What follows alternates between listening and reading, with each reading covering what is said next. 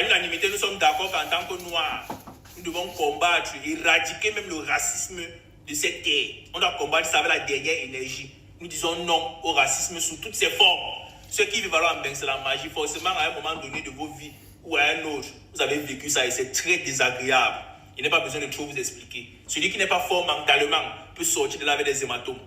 Maintenant que c'est dit, est-ce que vous pouvez nous prouver que dans cette situation-ci, il y a eu racisme?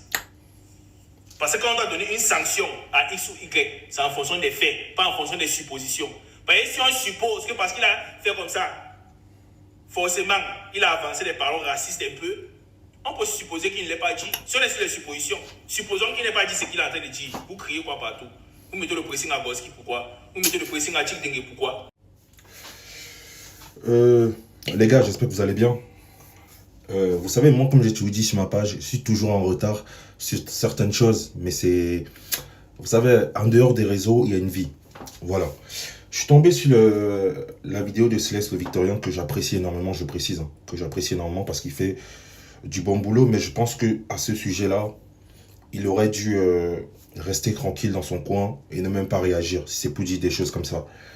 Il sort des suppositions. Ouais, avec les si, on peut refaire le monde.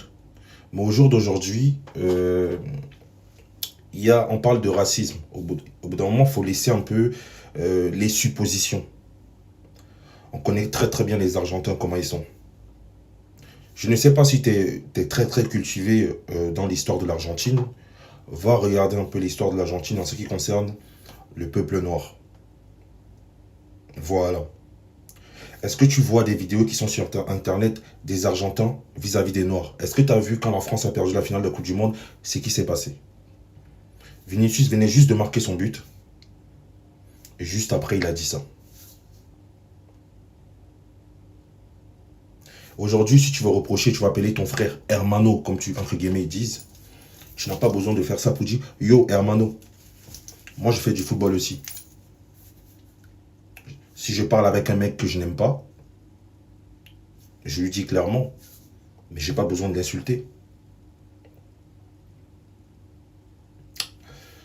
Waouh, il y a certains créateurs de contenu. Hein. Bref, je ne cherche pas des vues, c'était juste ma réaction, mon point de vue. Donc dites-moi ce que vous en pensez les gars.